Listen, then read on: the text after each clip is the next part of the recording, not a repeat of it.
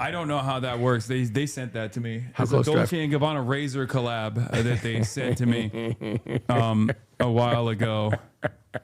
Okay. You're happy with that, though? You're happy? Fine. It's not swinging too much? Fuck it. I'm fine. All I'm right. not going to worry about the chair. Tom Steyer, ladies and gentlemen. Tom Steyer is running for California governor. Let me turn this off real quick as well. And we're very excited to have you here. I had a lieutenant governor candidate early on, but I haven't had. This Who is was the that? first. Which one? Ma, not Fiona Ma. No, not Fiona Ma. No, Alan Ma. Okay. He's the socialist or running. So, or no, Alan Ma. Sorry, Oliver Ma. I messed up his name. I apologize. Okay, thank you, Austin Ox. So we got a lot of questions for you that are lined up, obviously, but These are all one of being the- sent in by your... no. I set it up ahead of time, but Okay. But I'm sure chat also has a lot of questions as well. But you probably should not read chat. I mean, you won't be able to anyway. It's going a mile a minute.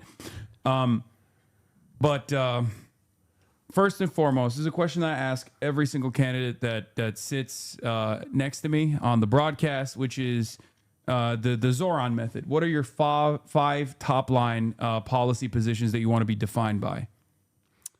So I'm running on two things, and I'm going to answer your question, but I'm going to put it in a little bit of context. You're very good at politics already. Affordability.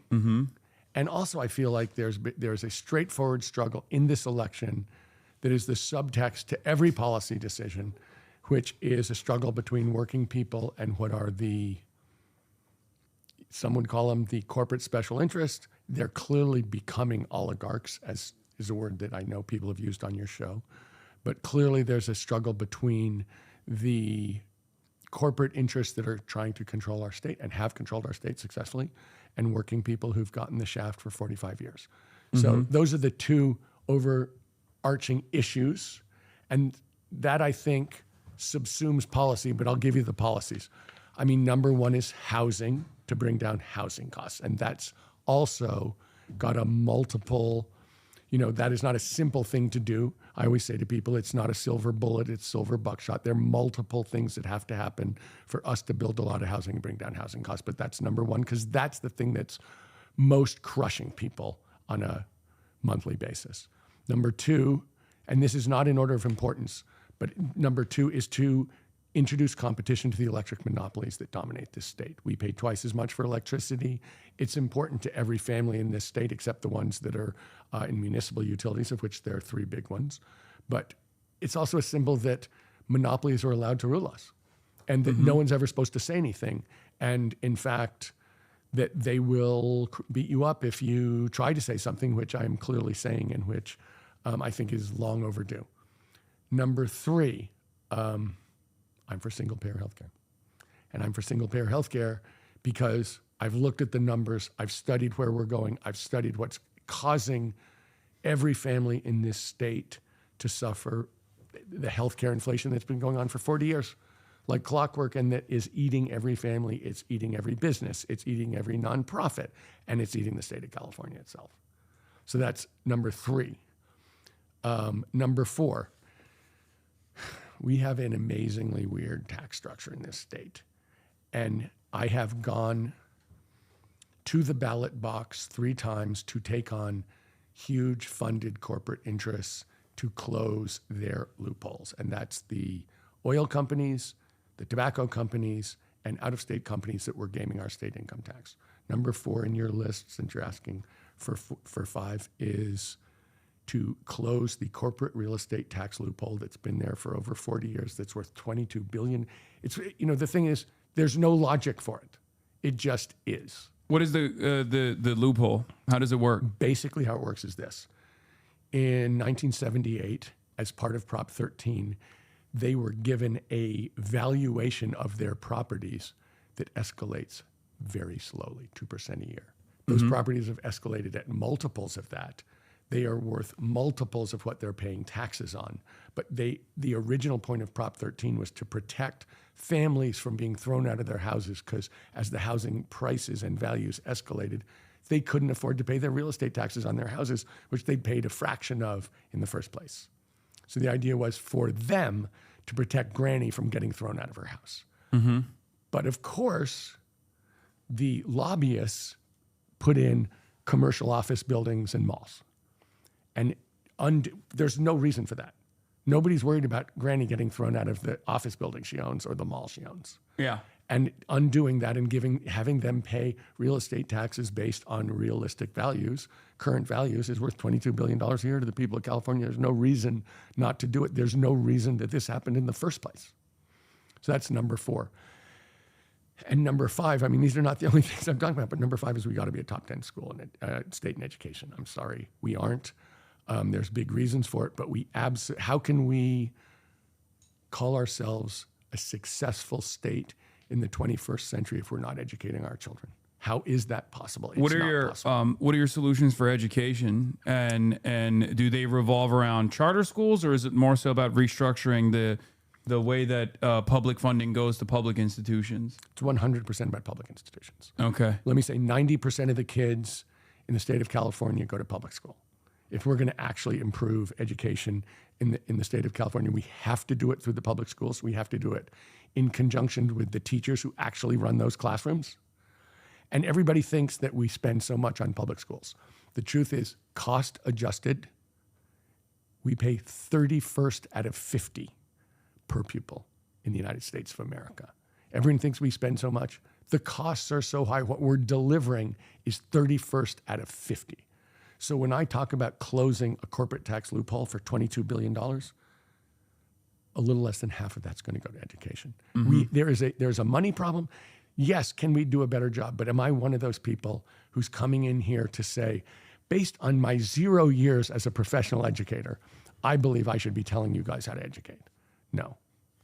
So let's get back to healthcare. One of the main things that you brought up, you're saying that you're in favor of single-payer healthcare, which obviously I'm also in favor of. I think it doesn't go far enough. I'm in favor of a nationalized healthcare system, but I'm perfectly fine with moving in that direction through an expansion of social safety nets, such as Medicare for all, and a single-payer system. You ran for president in 2020. And when you ran for president in 2020, there was Bernie Sanders, who was also running, and he was running on single payer. And you actually came out with ads against single payer, saying that this was a system that you had looked into deeply and that you thought it had not worked. What changed in your analysis To make me change my mind. to help you change your mind? The facts. So you should know, Hasan, I went to Stanford Business School, and they made this argument consistently, which I believed that basically capitalism and corporations were a way to drive down costs. No. And I want to make a distinction here. And I looked at what was going on in healthcare, and I looked at it over time, and I looked to see if that had happened one time. And, when I was looking at it in 19, and I was talking to all these people who were bringing IT into the system and saying, this is going to flatten the curve, this is going to drop costs, blah, blah, blah. Nope, absolutely not true. So I said, look, this is something that is eating this state. I have to look at the facts honestly, and if I was wrong, I have to say so. And I was wrong. And what made me change my mind was looking at the facts and saying, this was the prediction of what was happening, absolute BS. So, okay. That didn't work. We absolutely have to. And let me get into why I think this is true and why I was wrong. There are certain things for which capitalism is very effective. So if you and I are competing to provide the best cell phone, okay, so we're each trying to put in the most features and get the price the lowest so we can sell the most cell phones. Okay. And if you look and see that in those kinds of products, private companies come in with new apps and it's very effective. But when private companies have one customer, so if the electric monopolies have one customer, or if the healthcare system has one customer, then the capitalist impulse and the incentive is to drive the cost up as much as possible and drive the quality of care or the quality of electric, generation as low as possible. And I looked and I said, this is 7% inflation for as far as the eye can see. We can't afford it. It will bankrupt us. We need to do a different system, period. And I was wrong. Are you familiar with Deng Xiaoping? I certainly am. Yeah, because it kind of feels like your attitude around it is, I mean, he was approaching it from the exact opposite. He From the exact opposite side of the equation, but some of the reforms implemented that worked in favor of what we've seen in China as far as Chinese prosperity goes happened for that reason. In the United States of America, we have a complete neoliberal system that is collapsing in and of itself with no viable alternative. And I would say that is part of the reason why there is not really a lot of market competition, as you put it. I think all industries inevitably want to monopolize. It makes sense. Of course they do. And it's up to but the state. But there's somewhere structurally it really happens. It's up to the state to try to hold back that urge to the best of their ability. And it's clear that we are completely captive to corporate interests in this country, as is intended, by my assessment at least, of what is supposed to happen in a capitalist state, or at least under neoliberalism. That's certainly what's happened. You're saying that in the field of healthcare, this simply doesn't work, and the results speak for themselves. America has some of the worst healthcare outcomes out of any OECD nation, and we pay twice as much. Yeah, and we pay the most amount of money. Now that helps the GDP, even though that's an unreliable metric to understand the overall health of an economy and certainly overall health of the population.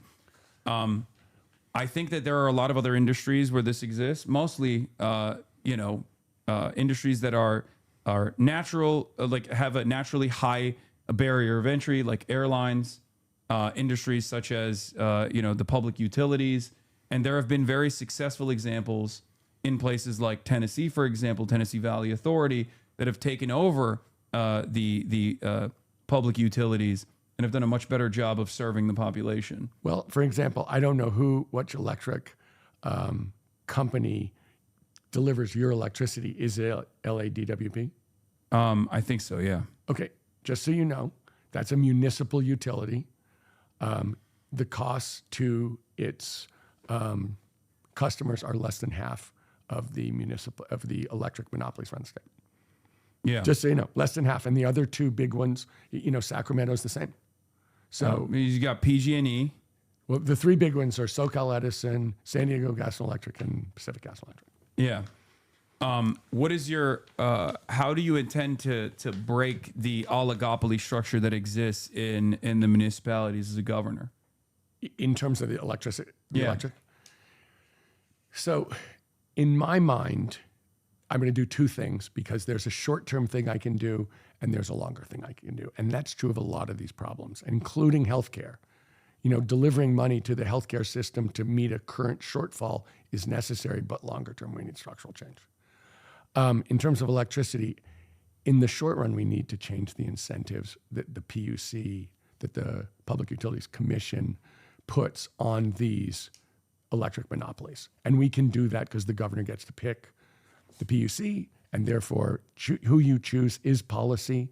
And we need, the policy incentives for an electric utility are very weird. And Hasan, I don't know how much, and how much depth you've gone into this, so I don't want to be, but I'm not super familiar, but it's okay. I'm here to learn. Okay, so basically everyone thinks that the way they work is like a company where, you charge people for electricity, you spend your costs, and the difference is your income.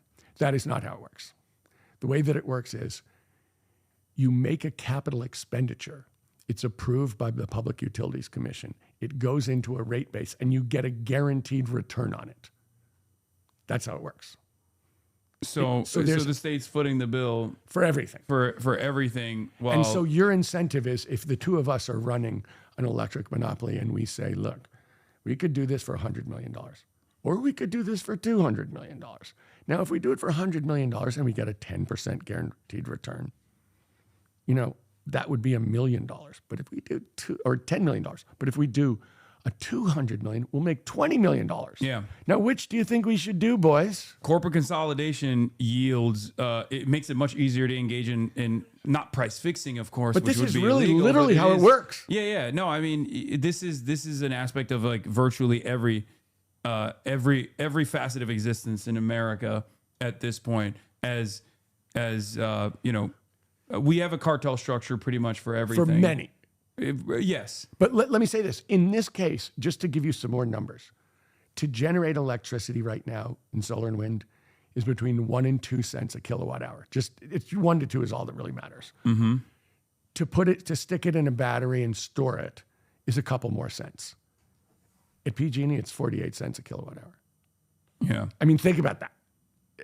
If you put solar on your roof and battery, the vast majority of the electricity that you're going to use is actually being produced for under 4 cents, and you're paying more than 10 times that.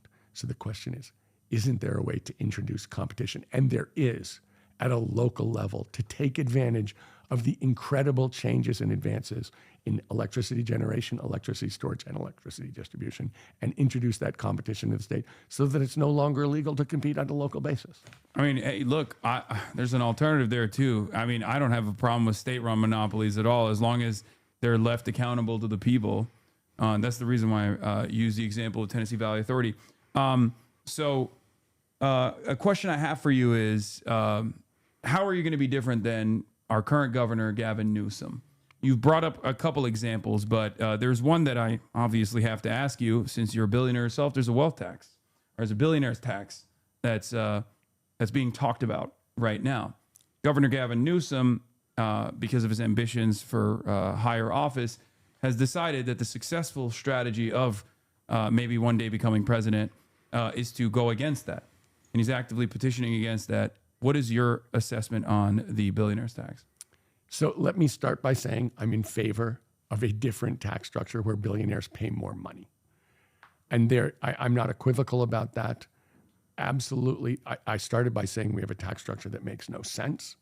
And in fact, I'm specifically in favor of one where the big corporations and the richest people pay more. Full stop. The billionaire's tax that specifically people are collecting signatures for, in my mind, has some specific issues with it. And where I feel like if we're going to redo the tax structure, we should do it right because we're going to own it for a long time. This is a one-time fix. What are your issues with the billionaire's tax as it stands? This is a one-time fix. It's not, when I'm talking about closing the corporate real estate tax loophole, that's every year. That goes on. It raises more money and it goes on forever. And it's there. This is a one-time tax. Why not both? Well, let me keep going back because there's a way to do this tax that is different. And the second thing that's true about this tax is, I don't know if you've looked at how it distributes the money, but it distributes the money in a way that is, well, I'll say, doesn't include in a meaningful way education, doesn't include a lot of the other priorities in this state. Where is it going in the distribution that you have an issue with? 90% of it goes explicitly to healthcare. And the point is, do we need the money in healthcare? Yes. Do we need the money everywhere else? Yes.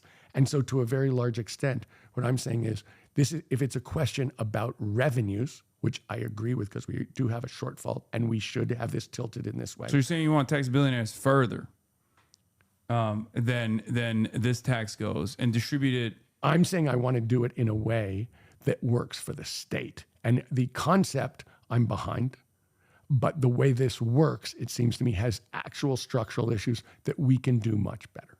And so if we're going to redo the tax structure, which we are, I mean, I'm starting with talking about closing this tax loophole, but we're going to have to I don't know how closely you followed, Hasan, the way our taxes work, but it's very much a yo-yo.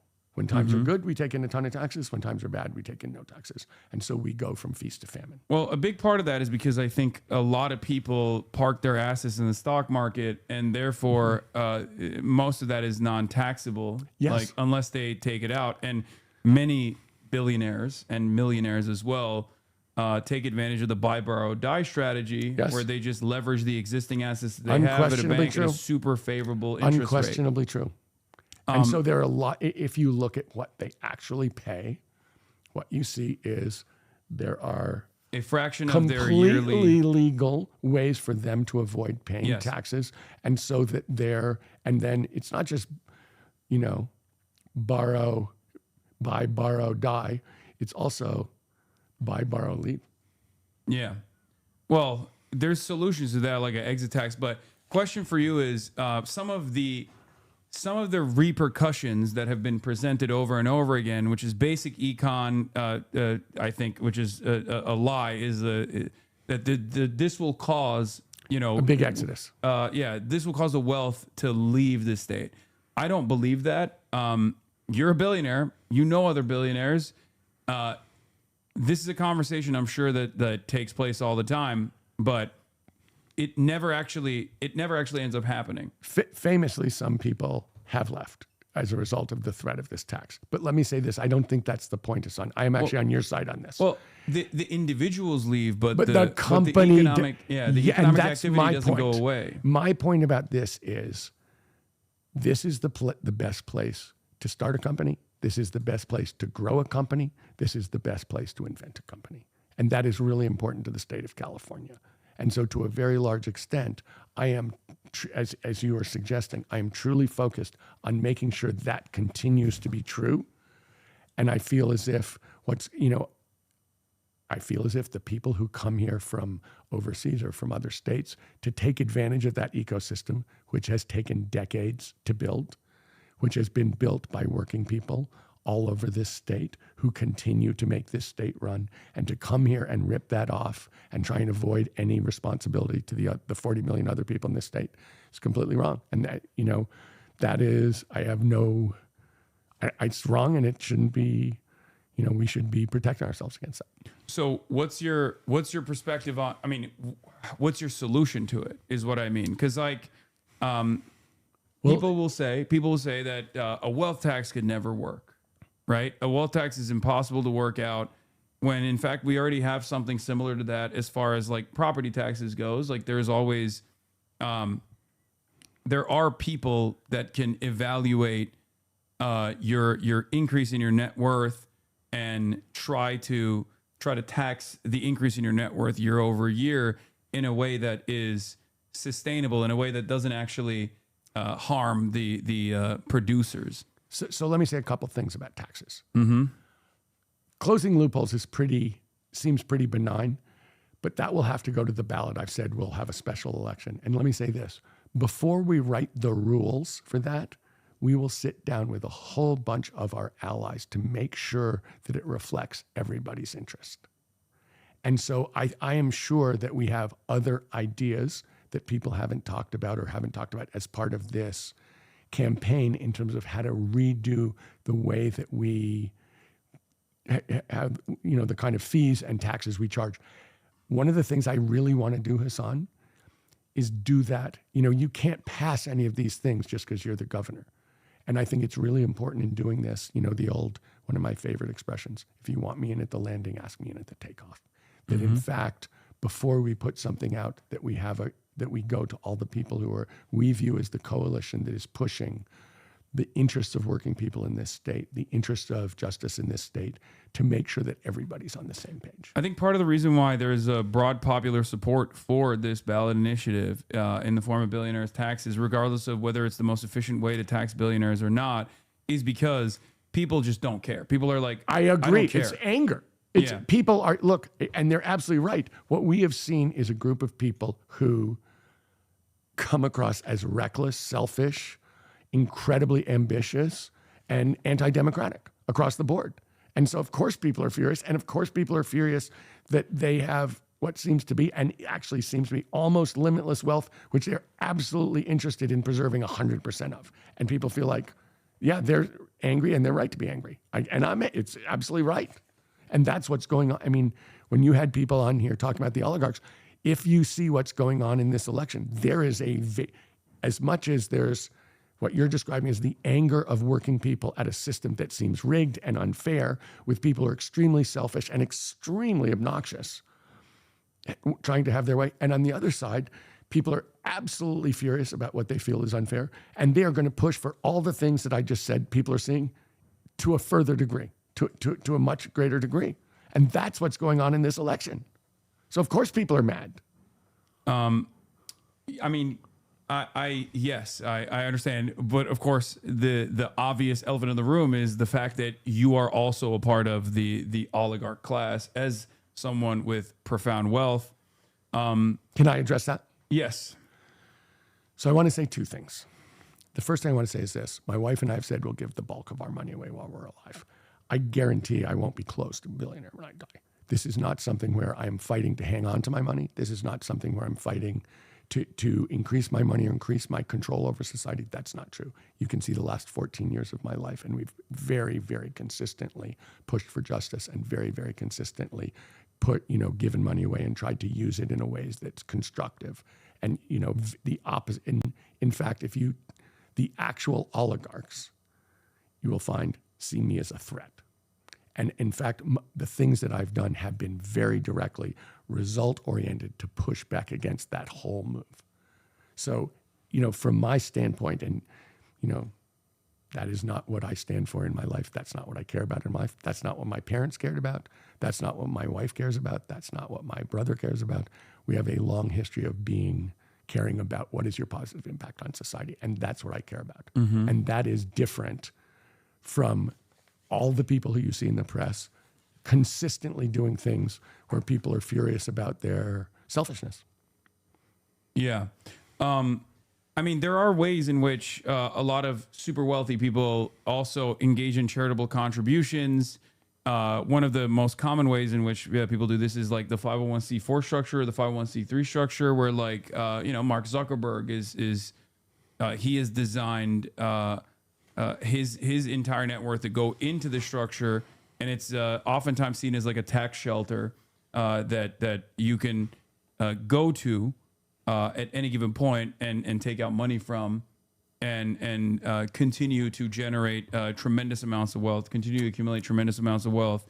What is the difference that you would say is with your approach to charitable contributions? Well, I'll give you an example of something that we've done for the last 20 years, Hasan. Mm-hmm. So Kat and I started a nonprofit community bank basically to undo redlining. So to go into the parts of rural and urban California and make loans for low-income housing, for used cars, for nonprofits, and for businesses that banks wouldn't make. And that money is gone. That bank has to make enough money so the FDIC will insure our deposits, or it's not a bank. Mm-hmm. But every single loan is measured in terms of, does it help economic justice? Does it help environmental justice? And so from my standpoint, that's not I get them, you're saying, you can put it in and it comes back. This can never come back. That bank has made billions of dollars of loans for the purposes I described. It makes, as an example, when we do used car loans are one of the places where people get ripped off the most, just so you know. It's usually people who aren't that financially sophisticated, who need a ride to work, and who have a used car salesman writing the terms of that loan. The average loan we rewrite is 21%. Our average starting point is 11, and it goes down from there if you meet your payments. And our whole goal is to make enough money, just enough money to please the FDIC, but to basically take people out of being ripped off by the system and basically to undo the structural racism that's existed in the finance system for as long as anyone can remember. And so there's no gimmick there. That money's gone, but the work is incredibly, I look at it and I say to everybody, you get 10 times leverage on your money, and then you get to reuse it and do it again. And you can measure the results year in, year out. That's not a gimmick. That's a thing. No, it's not. But to me, it kind of feels as though as society has moved in a specific direction. I mean, let's talk about that actually. 23% or 33% of Democrats now call themselves democratic socialists. Is that right? It's up to 33? Yes, 33%. Is that just California or is that nationwide? No. That's nationwide from what I understand. I mean, These polls are... I know. Who knows? It's okay, it's a poll. And it's still a really high number. Who knows if people even fully understand what that even means? There's a lot of... there's a lot of disagreements within the movement as well. But the reason why I ask that is because Like, what does that say to you? What does that say to you living in the United States of America as a billionaire It says about the way people feel about the current system, capitalism? failed. Look, I don't think there's any question, Hasan, and I say this every day. We have to reinvent democracy in this country, and we have to reinvent capitalism. And there's no doubt about it, because 33% of Democrats are saying we need to change structurally. That structurally, this is not working. And that is, I don't know what democratic social. One of the things I thought about before I came on here was for you to tell me exactly what the implications that are. But there's no doubt about the basic point, which is not working. And I think if you think about why is the billionaire tax popular? Because people are so damn mad. Of course they're mad. And if you look at the popularity of the two parties, it's incredibly low. Are you familiar with stakeholder capitalism and numerous other initiatives that were implemented in the early stages of like post 2016 election, where a lot of wealthy people were like, the pickaxes are out, people are going to riot. We need to find a reasonable solution to this problem. Okay, so let me say this. We have seen in the last 14 months a pretty straightforward attack on human rights in America and on sort of electoral politics, electoral democracy in America, and it's just starting. And what we've also seen at the same time is complete silence from this community.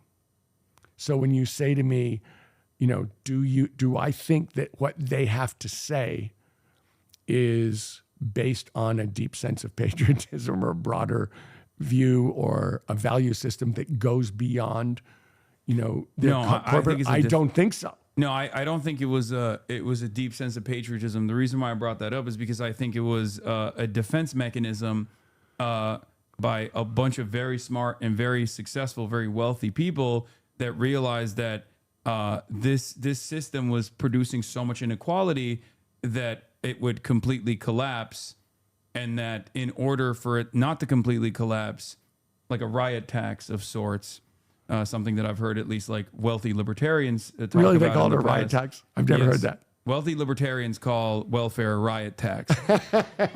And it expands beyond that, obviously, but like basically the system is on the verge of collapse in its entirety, so we have to figure out a way to do a more ethical version of capitalism. But I don't think capitalism in and of itself, given the contradictions, is ever going to produce a wealthier or a more egalitarian version of itself. That's just not how it works. Just as companies want to monopolize and eat out the rest of the competition and merge, the understanding is that the system is designed this way, and that eventually, no matter what happens, as long as in the absence of complete abolition, that there is always going to be a return to the exact same inequalities. I believe that, and I think that's the major difference between someone who's a socialist and someone who's a capitalist. There are people who are social democrats. I suspect that, given by what you're saying, you are a social democrat, one that wants, robust safety nets, robust social safety nets, one that believes in implementing some kind of regulatory safeguard when companies get completely out of control. But that was how this system was designed initially. And there's a reason why there's a point of failure, and that's because of it's not because of like too much greed necessarily, but it's more so that the system is designed to produce these results eventually because they've taken over the government. Well, the last thing that you said is the problem. I mean, when I look at this system and whenever I see that there's something, I mean, if I did close these 3 tax loopholes, they weren't a secret. It wasn't like everybody didn't know those tax loopholes agreed. It was just the people who were getting the tax, who were saving the taxes and were enjoying the loophole, had immense power because they had a lot of money and a lot of lobbyists. And every time when we see an inability of government to act, an inability to do what's right, my attitude is there's money at the bottom of it. And so we have a system where, honestly, a lot of this, when I look at 2026 and see what I think is going to happen, which I think is gigantic independent expenditures supporting libertarian candidates, and attacking organized labor, I'm like, yeah, that is exactly the issue in this system is when corporations take over the government and prevent government doing the right thing and prevent government from, stopping monopolies and prevent regulation and, basically beat working people over and over again. And that is exactly what I'm fighting against. Yeah. While we were talking, a new poll came out that says, which is a better economic system amongst all Americans, with 59% saying capitalism, 41% saying socialism. Among Republicans, 74% say capitalism, 26% say socialism, which is strange enough. It's in and of itself. And among Democrats, the majority at 54% say socialism and 46% say capitalism. So then tell me this. You're running out of time with this ethical capitalism. Well, let me ask you this question: what is socialism? So, what does it look like? Socialism is an economic organization that changes changes the mechanism of control, simply put, from the hands of the dictatorship of the capital owning class to the dictatorship of the proletariat. There's many different versions of it. There's decentralized versions of it. There's centralized versions of it. Give me an example of one. I mean, which is one? China would be a transitional socialist state, for example. That's like a very that is one of the modern examples of at least success. The capital flows are still completely controlled in the hands of the state, and that while as we referenced Deng Xiaoping, there's like different reforms that have been implemented in the past. The way that the state currently operates is they design a 5-year plan. They have a specific industrial targets that they want to hit. And the goal there is not like redistributive policies or like a robust welfare state at all, but instead is to improve the material conditions of the working class. And the state dishes out, by controlling the bank system, controlling capital flows, dishes out money in the direction of certain industrial output targets. But still has control tons over of private companies. Yeah. That are actually lighter industry is still predisposed to like what looks like a private market, but like the stock market in China is not necessarily a real thing. It's just it's functionally like gambling for the most part. There's heavy there. I mean, stock market is gambling here as well, but you see what I mean. There's not even like any sort of fundamentals that that people rely on. Ultimately, socialism at its root means workers owning the means of production. That it is. And what I was saying about China is, to a large extent, their big companies, there is a much heavier governmental control aspect to it. And there are 5-year plans. I completely agree with that. They control capital flows. But the big companies are private. Yeah, but it's not. I like to describe what China's doing, which is only one. I just asked you that because I'd like the one that you think is the best. Yeah, I say that China wears capitalism like a sleeve, and at the end of the day, while there is a private enterprise inside of the state, which creates a system of competition for innovation, which fosters innovation, ultimately it's still controlled by the government, and it's at the directive of the government. There is like a lot more emphasis on centralized control, central planning and central control over all of the outputs. They want to build more housing. They realize that housing needs to be built.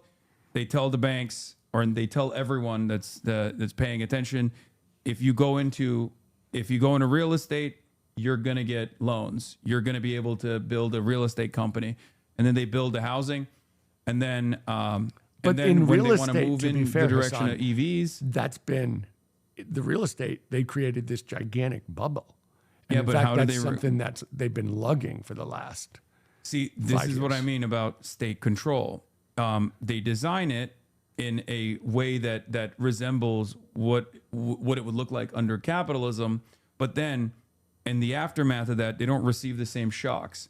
What happened in China as far as the real estate bubble, if it were to happen here in the United States of America, something similar to that had happened in the past. Yeah, exactly.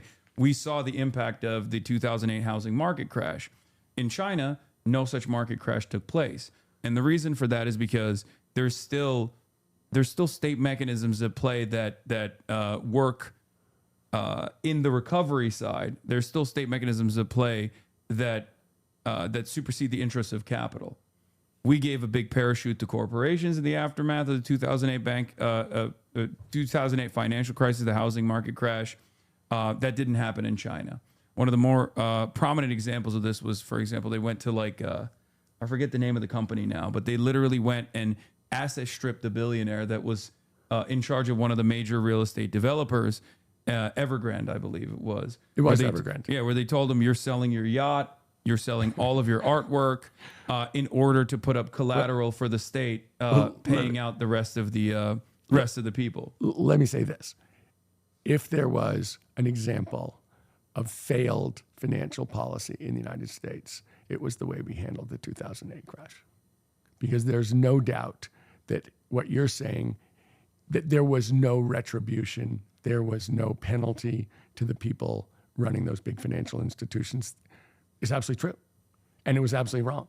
And the question, and to me, it's like you were saying, the issue that we're having is that the big corporations, in effect, are controlling the government. In effect, they were controlling the government. Yeah. And in fact, now they're, have a government guarantee on a private corporation, which means they get to, I agree with that. And so to me, I actually think Deng Xiaoping is a huge hero because the changes that he instituted in China led to the biggest move of poor people into the middle class in the history of the world by far. Yeah, and 1 billion people taken out of poverty, pretty much 800 million people. Absolutely amazing. But to me, that was what I'm trying to say, which is this. But the state control didn't go away. I understand that. But what I'm trying to say is this. He tried to design the incentives to let the Chinese people build them. I mean, I don't think he built them out. He gave them a framework to build themselves out. And they did an amazing job. And I think to me, he's a hero of somebody who could, you're saying, yes, he kept the government in control. And I'm saying, well, here the problem is, I agree with you. The government is being controlled by interests. Yes. In America, capital controls the government. In China, the government controls capital. That's the major difference here. And I agree with that. Even though one might say there isn't like a democratic process where they're like voting exactly, like input, output, voting exactly which way the government is supposed to be, which direction the government is supposed to be moving, even in their own internal appointment process, like people are working from the working class background, working in the countryside before they get to the standing committee or anywhere near the command structure within the party. So they've developed a deeper understanding of like what the necessities are and how to materially improve people's living conditions, and the results speak for themselves. But let me say this. There's been a profound change in China under Xi Jinping. This is very far from California, but it's actually, but what I'm saying is this. Do you not like the changes that have been implemented under Xi Jinping? Well, here's the thing I dislike the most is he's president for life. Always before, the leader had 2 5-year terms. Mm-hmm. And there was a sense that it was a much broader coalition of people running the country and a much broader group. It's still the Chinese Communist Party running the country, mm-hmm. but people absolutely took their terms. And he's the first person who said, no, I'm doing this forever. And it's now me. And I think that has Hasan, that's a big difference. No, I agree. It's just, difference. People seem to be happy with the results so far. And I feel like it's entirely in the hands of them continuing to bring about changes that people are appreciative. Well, let me say this, that if the President of the United States says, which many people suspect him of saying is, up until now there's been a constitutional amendment that says it's 2 terms per president, and I'm now president for life. Am I going to be happy about that? I'm going to go with no. If Donald Trump was a communist, I wouldn't have an issue with it. I'll be honest. If Donald Trump was able to improve people's living standards to the same degree, or if Donald Trump was able to bring about like national prosperity to a similar degree, it's like the FDR equation. I wish I wish there was a better line of succession for FDR, I guess, but FDR was able to change the trajectory of America with all of the I completely agree with that. incredibly popular things he put in I place. completely agree with you. And I think that what he did was redefine the relationship between government and people. And, he said, we have a real responsibility to each other, and this government is going to make sure that we do this. And it's not, kind of a free-for-all. It's not an open competition. In fact, everybody has rights. In any case, so that's one of the reasons why I'm not even defending the term limit structure within the term limits changes under Xi Jinping. It's not something that I care about all that much. But what are some of the structural changes that he made as far as like his governance or his economic policies that you disagree with? Well, it is more about governance, that he has very much cleared out everybody who doesn't report to him. And it's very much gone from, a broad-based group to basically, his control and making sure that people report to him. And that's been a consistent policy over the last 10 years. And the reason I care about that is it scares me. It scares me that a person, you may like their system, and I think there's certainly, it's been incredibly successful. So yes, I hear you, and I'm someone who's saying I change my mind when the facts change, or when the facts are clear. But the one thing that I think is also clear is that when you get into a situation of someone taking control, the idea that doesn't change them. It always changes. Certainly, as far as Xi Jinping goes, it's actually the opposite of the way that is presented in Western news. He's been his main structural change in China was to somehow rein back in a lot of the corruption that had come from, Dengist reforms that were very helpful initially in terms of, developing Chinese prosperity. And not only that, but he's also literally purged the ranks of some of his closest allies as well, including the ones in the military. So famously just fired the head. Yeah. So the way that it is a lot of stuff is interpreted in the Western media is very different. This is beyond the term limits, of course. The term limits thing you do have a decent point on, but as far as what he has done in terms of anti-corruption has been very popular in China. Let me say this: I don't think we're going to a permanent governor of California. No, and I don't think we're. Yeah, we don't. And we I don't think need to we keep have. talking about it. The other thing that's true, I was just wondering is what your when we think is. about where we're going, we're starting from a place. We're not starting from scratch. We're starting from here. Yeah. And so when we think about change, it's like we don't have a blank slate. In the state of California, you have a couple hundred years at least of history and a couple hundred years of expectations and institutions that are built here. So when we think about change, we, believe it or not, introducing competition into the electric system is structural change. Yeah. Talking about single-payer healthcare is structural change. All the things I'm talking about, to a large extent, are, we have a short-term problem, but we need structural change in the long run. But the idea that we're going to get away with the system that's been here whole hog, in one fell swoop is, I just don't think it's going to happen. I don't think it's going to happen either. I believe in a system of reforms and building a robust base of pressure.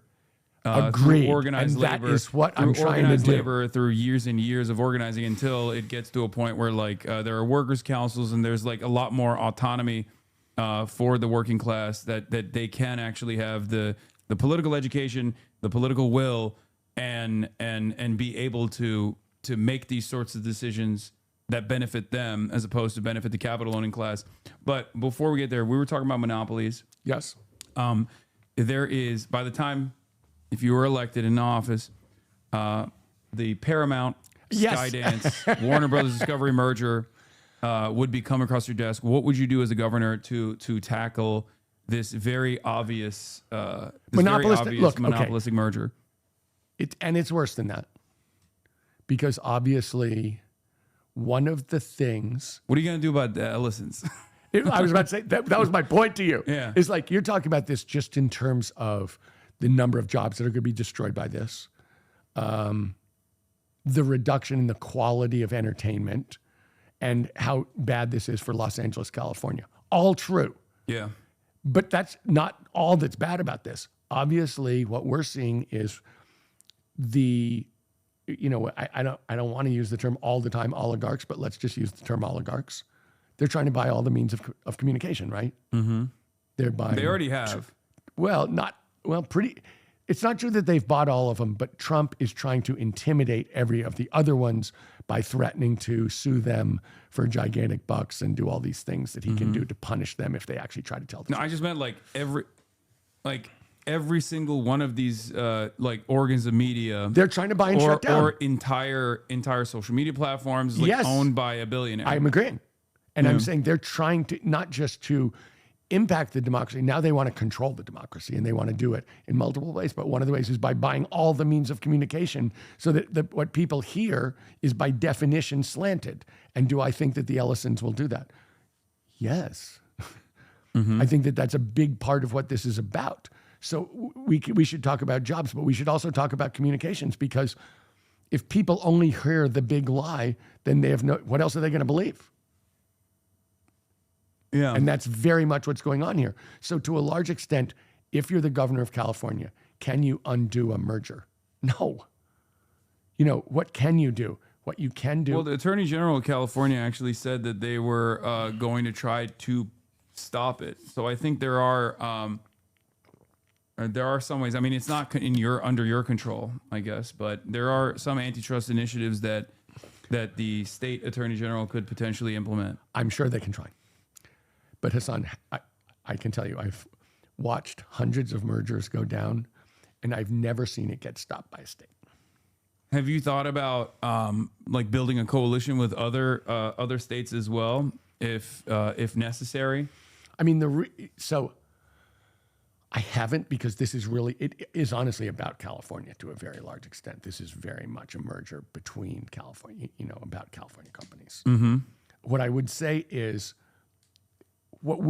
I would put this in a slightly different context, if you don't mind. And that's this. We are having a profound, dramatic, intense difference of opinion about everything with this administration in Washington, D.C. This is obviously an antitrust problem. Mm-hmm. It's overwhelmingly an antitrust problem. And that would be a very straightforward, untraditional antitrust law to say shouldn't happen. Yeah. It is clear that this president improperly is influencing what's happening here and is pushing it really hard. It is clear that he is happy to punish California. All the things we're saying are bad are bad. And the fact that they're bad, he considers them to be good. And so to a very large extent, what we're seeing is he is trying to punish California.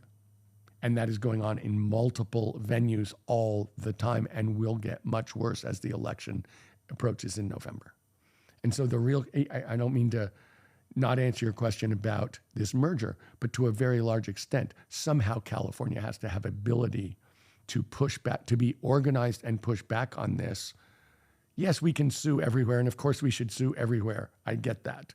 And, Rob Bonta is a good attorney general, and he will sue, and I'm sure he will continue to sue. But you have noticed that when the Supreme Court said no tariffs, Trump's answer was, okay, no tariffs, here's my answer, tariffs. Yeah. He's not someone who obeys the law. So but the question is, how are we actually going to make our case? How are we actually going to back this guy off? How are we actually going to support? And to me, that is about organization. That is about working with organized labor. That is about feet on the street. And it's also a vision of something different, because the real way, the last time we saw a corrupt, violent government suppression of people just living their American lives was the civil rights movement. And they did not, the way they backed them off, yes, there were legal things, but to a very large extent, it was about being organized, being in the street, having a different vision, and showing the world the difference between right and wrong. There's also there was an armed vanguard component to what we're talking about as well, that certainly played a role in this pressure, in this pressure campaign. Yes. The Black Panther Party. I mean, the state of California, as a matter of fact, under Ronald Reagan, was the I think last time that Ronald Reagan took action against of gun ownership, the Mulford Act, if I'm remembering it correctly, after the Black Panther Party protested using their legal right to demonstrate with their arms. But you know, everyone plays a different role and stuff like this. I do want to ask you about ICE. Okay. So when you were a hedge fund manager, your firm invested $90 million in private prisons and detention centers. And I want to know how that aligns with your current stance on ICE, because from what I understand, you're in favor of ICE abolition. So that happened 22 years ago, and it was a big mistake. And I realized it was a big mistake and sold it over 20 years ago. Okay. And the reason I sold it was for the reason you're saying. And it was more than a mistake. And it was this. It was a wake-up call that I was in the wrong place.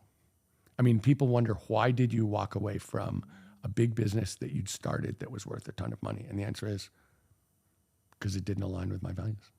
Okay. And so if you look at the last 20 years, and that was a real wake-up call, you know, we have pushed on every justice-related thing about incarceration and the justice system itself for the last 20 years. We have a group of 20 people in Sacramento, and we have pushed on every one of those. And in fact, I think that I am endorsed by Smart Justice, which is a very much about rehabilitative justice organization. And so, you know, my wife spent 10 years going into San Quentin. My mom taught in prison. It was a mistake, but it also was a chance for it. Absolutely is a wake-up call. I mean, you're sitting here saying, and I hear you, Hasan, the capitalist system has real contradictions and problems in there. And that's really why I walked away from my business, was I felt like this is taking me to places that are absolutely antithetical to what I believe in. And that's why I did it. And that's why I spent the last 14 years working on this. What are some of the other avenues that you felt like was deeply unethical? Also, I'm asking you these questions that come across like tough questions, but I want you to No. I always say to people, there are no tough questions. Yeah. There are people who don't have good answers. Yeah, I also think that it's important to understand the like moral or intellectual journey that you went through to I come have to to these have gone to some. conclusions. I have, you know, the story of Paul on the road to Damascus. He's the biggest anti-Christ person, and he realized I made a huge mistake, and he becomes the biggest pro-Christ person on the road to Damascus. And it's like he made a change. Jesus Christ is the socialist in this equation. Is that what you're saying? Okay. But I'm saying justice is, and I will say this, you know, I felt like, and I'll give you a perfect example. People are always saying to me, you know, you've spent a ton of time in environmentalism, but your firm had invested in fossil fuels. And the answer is, sure. Everybody invested in fossil fuels. It's a huge part of the economy. We invested less than our share, but we invested in fossil fuels. And I decided I can't invest in fossil fuels. We need to divest. We need to get out of all these things. And I felt like I can't change, even though I started that firm, I couldn't change that firm's culture because that was not what people were there for. And so I very much had to leave and, you know, basically go and work on the things that I cared about. And I've spent, you know, I could go into immense detail to you about how I think about energy and how I think we're going to actually do it in a clean way and what it's going to take as governor to make that happen and why it's such a powerful role. And that's true. But I was coming from a place that was completely different, and I had to make a change. Speaking of divestments, there was a question that was asked about boycott, divestments, and sanctions to all of the candidates, and the way I see it. Last question. Okay.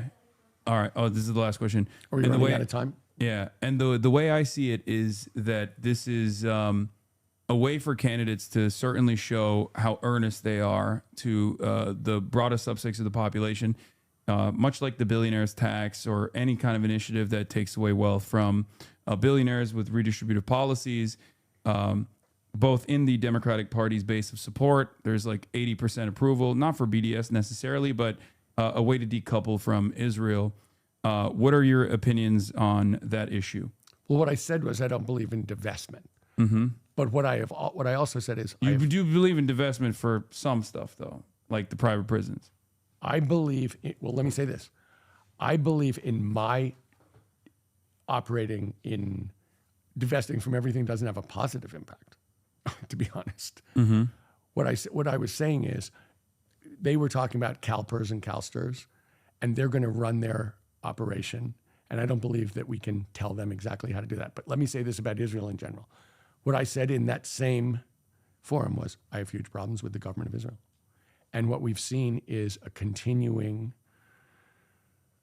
look, I'm someone who believes there's a huge problem in the Middle East. This is, and I'm so old-fashioned, the only thing I believe in is a two-state solution, that everybody has a right to self-determination, and that if the state of Israel is trying to, if the government of Israel is trying to make sure that there is no two-state solution, which has been the approach for a long time, that is going against the only thing that I think could possibly solve this, and the only just way that we can possibly solve this. And so what we're seeing is a very long program to make sure that that's impossible. Now, I don't believe that is impossible, but that's been the approach of this government for a very long period of time. And so do I think that that's okay? No, I don't think that's okay. I have a huge problem with it. Benjamin Netanyahu has been in charge of Israel for longer than Xi Jinping has been in charge of China. And that has been the entire drift of that whole thing. And so what we've seen, what we're seeing is there a way for us to push back on that? As the government of the United States, of course there is. I mean, there are some ways in the state of California. It's a very powerful economy. It's It's the fourth largest economy in the world. I think that even attempts or moving in that direction, which would be certainly something that is unheard of and would definitely cause you to cut away from from the other candidates that you are going up against, from Eric Swalwell to all these other candidates. Well, let me say this. One of the things I've been talking about is getting rid of PAC money. And the reason I'm against PAC money is I feel like any organization that is trying to push the state of California, except in the interest of its citizens, why should we allow that? Mm-hmm. And so to a large extent, what I've been talking about is corporate PACs, because I said to you, every time we see something corrupt, at the back of it is some corporate interest that has power, and it has power through lobbying, has power through money, and they want the system to be bent in their favor, and they're successful in it because it's so expensive to run in this state. So you're saying APAC is what, or JPAC, I think, in the state of California. I don't know, but what I'm saying is the idea that we would have a PAC who is trying to push California in the interest of a foreign country, I don't understand how that could possibly make sense. I mean, there have been some initiatives taken that Gavin Newsom actually signed into law about, like, the education of the issue of Israel-Palestine that would go against all the academic literature on the subject matter. Is there any initiative that you think you could take as the governor that would change the trajectory of, like, things like AB 715, for example?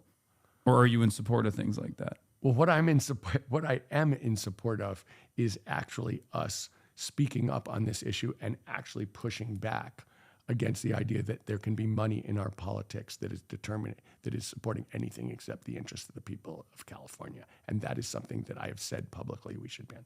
And that is a huge change.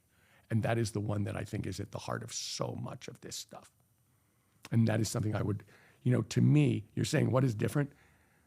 That's very different. So you think you have a difference in your interpretation on this issue in comparison to someone like Eric Swalwell? I do. Well, first of all, I'm not taking money. Yeah. So that's a huge difference, because one of the things I'm saying is, look, I'm not taking money from any of these people. That's why I can be an honest broker. That's why I can stand up for the people of California. And in this issue, I'm saying, look, I don't think this money shouldn't. I said I don't want corporate PAC money. I don't think that should be PAC money from a country. It doesn't make sense to me. Mm-hmm. But that's across the board, and that's understandable. I mean, you're a billionaire. I'm also in favor of removing corporate donations and corporate PACs in general from all elections. I think that it's undemocratic. It's an undemocratic system, regardless. But the reason why I'm asking you about this specifically is because this is the one area where, with the exception of some of the other candidates like Butch Ware or who are not really no one is talking. polling. No one's really standing up on this issue. This is not and I know for a fact that while California has a lot of wealthy donors who are very much invested in the continued state of Israel behaving in the ways that it does. As far as like the broad base of support goes, I've been out there, and there's approval ratings that also suggested like the overwhelming majority of not only just the Democratic Party's base of support, but just like all Californians in general. Look, I think what we've seen, Hasan, there's no question, what has gone on as a result of Gaza is a complete walking away from supporting this Israeli government. I think that's overwhelmingly obvious. There was a huge article about it last week on Friday. They released a poll which made that extremely clear, because what people have seen Americans online are is something that people cannot support. And what I'm saying is, look, the way that this works in my mind, when we see something in our system that seems as if it's going against the interest that people overwhelmingly hold, there's usually money in back of it, and that is the right way to approach it. That's the right way to attack it, because that's what's corrupting our system.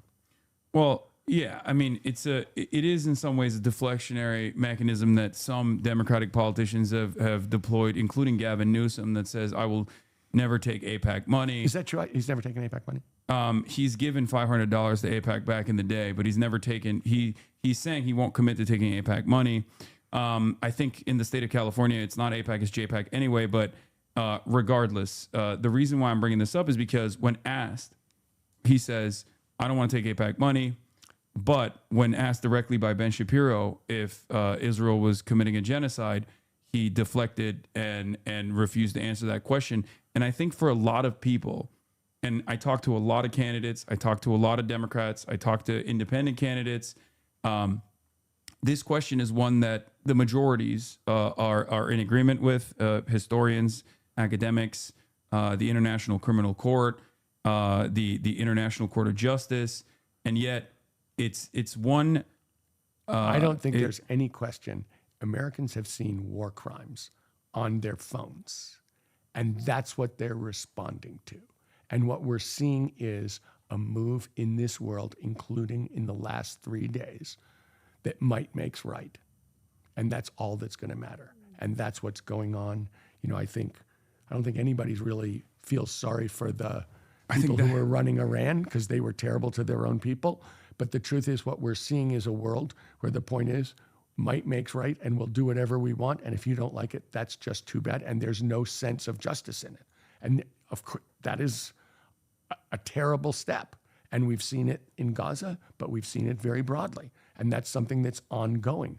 And is that something which, of course, I'm completely opposed to? Of course, I'm completely opposed to that. Okay, so that's almost identical to what I don't mean to. I don't mean to push you, but that's almost identical to what Gavin Newsom said to Ben Shapiro when Ben Shapiro said, "Do you think there's a genocide going on in Gaza?"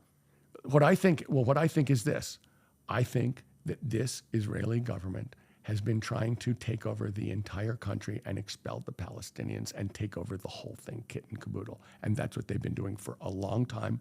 It's absolutely wrong. There's no question there. And they're willing to commit war crimes to do it. That's what I think.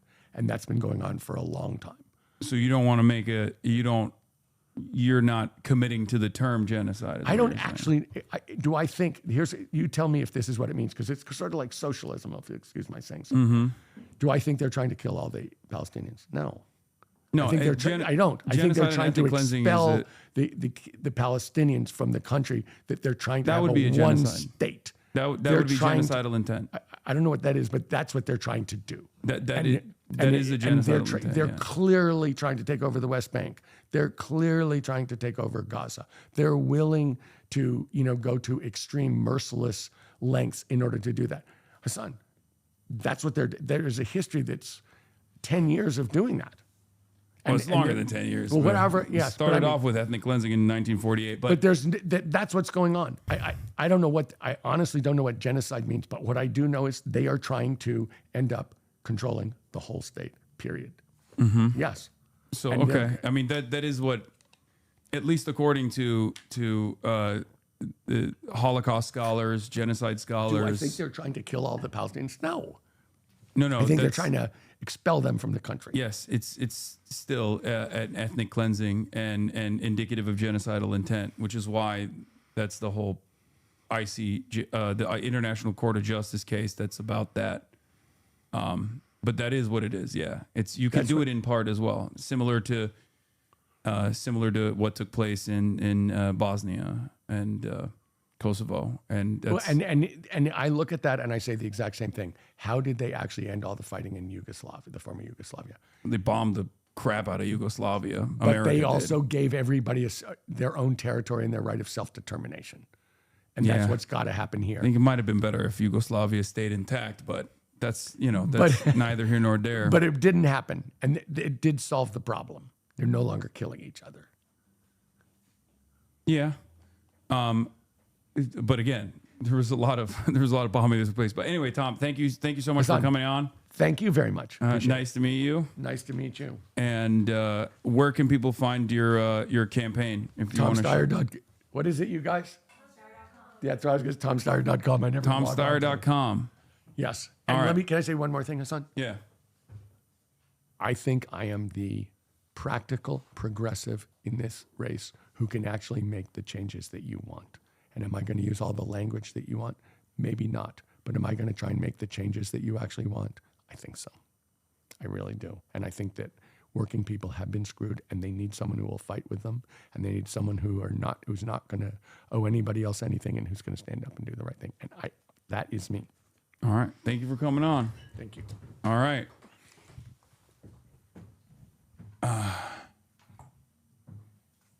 Okay. Bye, guys. Nice to meet you. Let me hit this real quick. I'm gay and Lebanese.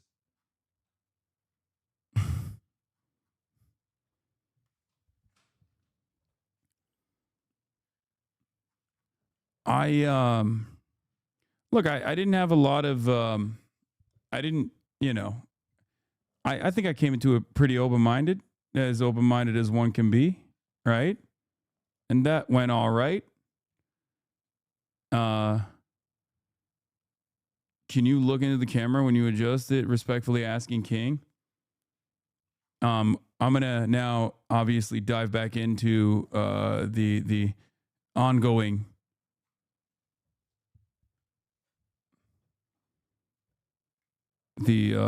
ongoing issues that are happening in the world as it pertains to the unlimited bloodshed quagmire that we have found ourselves in at the direction of the nation state of Israel in Iran.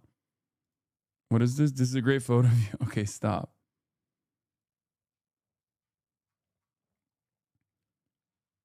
There's a fire at the U.S. Embassy in Riyadh, which apparently this link is not showing us for some reason. Please do not look at me. I do not wish to be perceived. There were more questions that I wanted to ask as well, but I'll be honest. I think as far as like the viability, as far as like the viable candidates at the top, he's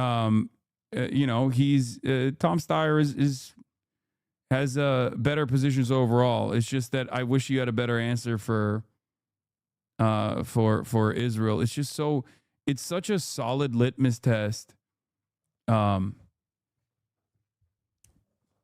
It's such a solid and reliable litmus test in general. It's just, I don't know why it stumps people. Thank you. Reagan Reese with the